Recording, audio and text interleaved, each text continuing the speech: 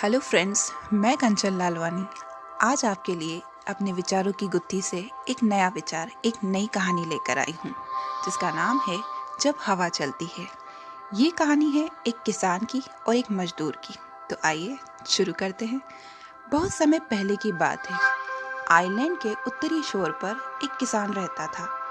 उसे अपने खेत में काम करने वालों की बड़ी ज़रूरत रहती थी, लेकिन ऐसी खतरनाक जगह जहाँ आए दिन आंधी तूफान आते रहते हों, कोई काम करने को तैयार ही नहीं होता था।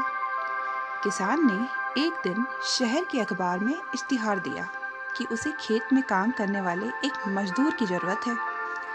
किसान से मिलने कई लोग आए, लेकिन कोई भी उस जगह के बारे में सुनता तो वो काम करने से मना कर देता। परंतु अचानक एक सामान्य कद का पतला दुबला अधेड़ व्यक्ति किसान के पास पहुंचा। किसान ने उससे पूछा, क्या तुम इन परिस्थितियों में काम कर सकते हो?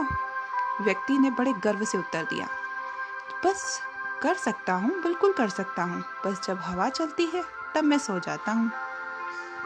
किसान को उसका उत्तर थोड़ा अजीब लगा, लेकिन चूंकि उसे कोई काम करने वाला मिल नहीं रहा था, तो उसने उस व्यक्ति को उस काम पर रख लिया। मजदूर मेहनती निकला। वह सुबह से शाम तक खेतों में मेहनत करता। किसान भी उससे काफ़ी संतुष्ट था।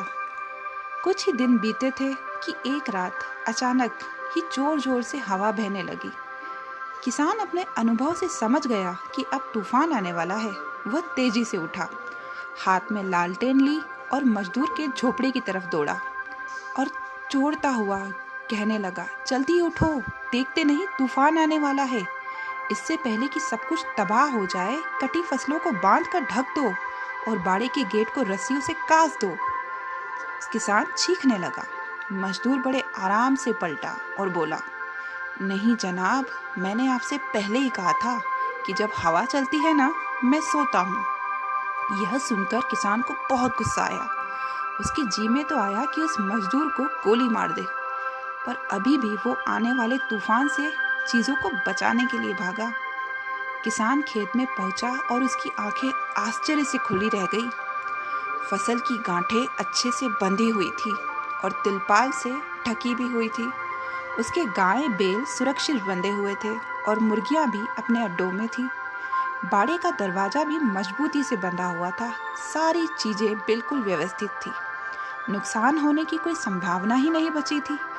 किसान अब मजदूर की ये बात, हवा जब चलती है मैं सोता हूँ, इस चीज़ को अच्छे से समझ चुका था और अब वो भी जाकर चैन से सो गया। मित्रों, हमारी ज़िंदगी में भी कुछ ऐसे तूफान आने के तय हैं। ज़रूरत यह है कि हम भी उस मजदूर की तरह पहले से ही तैयारी करके रखें, ताकि मुसीबत आने पर हम भी चैन से सो सकें। जैसे कि यदि कोई विद्यार्थी शुरू से ही पढ़ाई करे, तो परीक्षा के समय वह आराम से रह सकता है।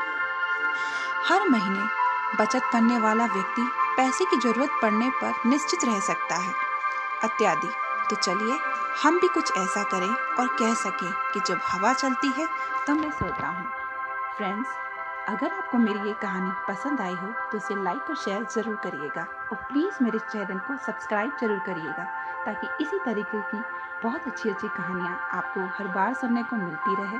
तब तक के लिए नमस्ते।